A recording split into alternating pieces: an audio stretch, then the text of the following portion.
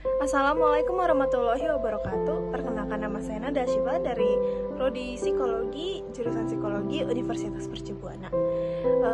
Sini saya akan mempresentasikan pengaruh bahasa asing dan bahasa daerah terhadap perkembangan bahasa Indonesia. Dalam presentasi ini, saya akan membahas mengenai pengertian bahasa daerah, dan pengertian bahasa asing. Yaitu yang kedua adalah pengaruh bahasa daerah dan bahasa asing terhadap bahasa Indonesia. Yang ketiga adalah mengetahui mengenai kedudukan bahasa Indonesia itu sendiri. Sekarang kita akan membahas pengertian bahasa itu sendiri, bahasa asing, dan bahasa daerah. Nah, yang pertama, apa sih itu bahasa? Bahasa merupakan suatu ungkapan yang mengandung makna untuk menyampaikan sesuatu kepada orang lain. Sesuatu yang dimaksud itu ialah yang bisa dipahami dan dimengerti oleh pendengar ataupun lawan bicara yang digunakan dengan bahasa tersebut. Nah, dengan kata lain, bahasa adalah sistem atau lambang, simbol yang berkembang berdasarkan suatu aturan yang disepakati oleh pemakainya agar bisa dimengerti oleh orang lain. Nah, selanjutnya apa sih itu bahasa daerah? Nah, bahasa daerah adalah bahasa yang digunakan oleh masyarakat di suatu daerah tertentu. Bahasa daerah seringkali mencerminkan identitas budaya, tradisi, dan sejarah masyarakat di suatu daerah ataupun negara. Itu seperti bahasa Jawa, bahasa Batak, dan lain-lain. Nah, sedangkan bahasa asing adalah bahasa yang tidak berasal dari negara yang kita tempati. Dengan kata lain, bisa dipelajari dan digunakan sebagai bahasa kedua atau bahasa tambahan, dan tujuannya adalah untuk mempelajari seperti pendidikan, seperti bisnis, pariwisata, atau komunikasi internasional. Nah, sekarang pembahasan kedua yaitu mengenai pengaruh bahasa daerah dan bahasa asing terhadap bahasa Indonesia. Yang pertama adalah pengaruh bahasa daerah, yang seperti kita tahu bahwa bahasa daerah itu adalah simbol atau bumi yang bermakna dan berartikulasi yang digunakan di suatu wilayah atau daerah yang dipakai sebagai penghubung antar komunikasi di wilayah tersebut atau wilayah Indonesia. Nah, itu sebenarnya peran bahasa daerah itu sangat penting, yaitu yang pertama adalah sebagai identitas dan kebanggaan dari suatu daerah tersebut. Yang kedua adalah sarana penghubung dalam suatu wilayah tersebut. Yang ketiga adalah mendukung kebudayaan daerah itu sendiri. Nah, yang pertama, tapi kalian tahu gak sih kalau sebenarnya bahasa daerah itu punya dampak positif dan negatifnya. Dampak positifnya itu apa sih?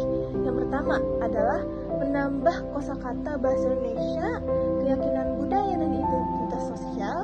Yang ketiga adalah keakrabannya komunikasi antara daerah tersebut. Nah, namun ada dampak positifnya. Apa sih dampak positifnya? Nah, yang pertama adalah kesulitan dalam memahami bahasa daerah itu tersebut.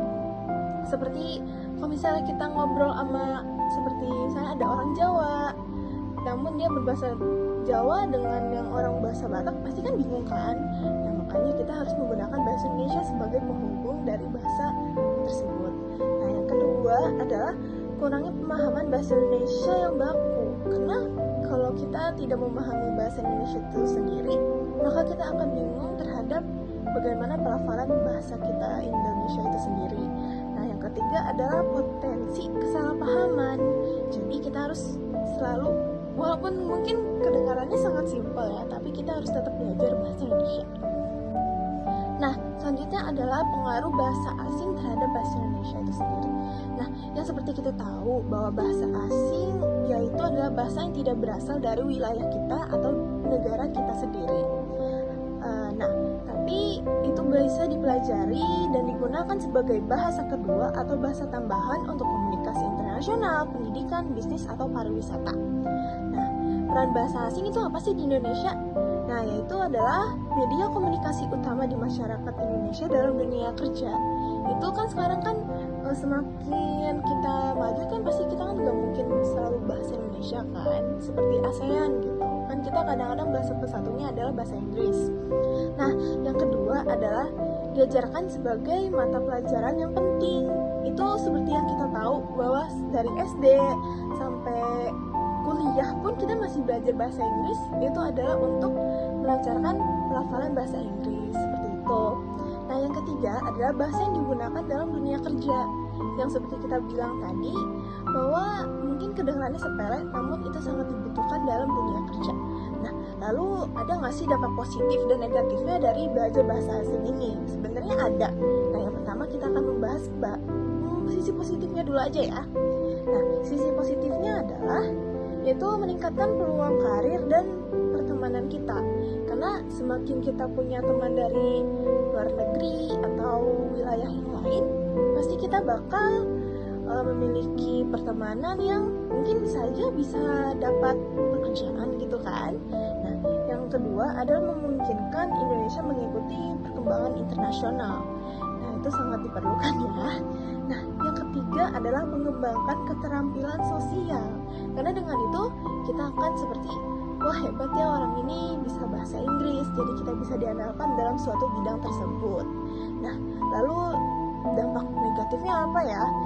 Yaitu adalah pertama, bahasa Indonesia itu sendiri akan tergeserkan oleh bahasa asing. Kayak apa? Kayak contohnya, jujur ya aku tuh bla bla bla. Nah, sekarang jujur itu udah bukan jujur, yaitu jujurly. Kok enggak kayak sebenarnya nanti diganti jadi truly atau OTW. OTW mungkin kedengarannya simpel ya, tapi OTW itu bahasa Inggris tau, yaitu artinya adalah on the way. Itu sebenarnya kalau dalam Indonesianya, sabar ya aku lagi di jalan. Nah gitu. Nah, yang ketiga adalah meremehkan eksistensi dari bahasa Indonesia itu tersebut. Karena yang seperti kita lihat nih, kan sekarang banyak ya orang-orang Indonesia gitu, tapi menggunakan bahasa Inggris atau bahasa yang lainnya gitu. Mungkin itu kedengarannya seru, tapi bahasa Indonesia itu tidak kalah seru tahu teman-teman. Nah, sekarang kita akan membahas mengenai kedudukan bahasa Indonesia itu sendiri. Nah, kedudukan bahasa Indonesia itu adalah, maksudnya apa sih?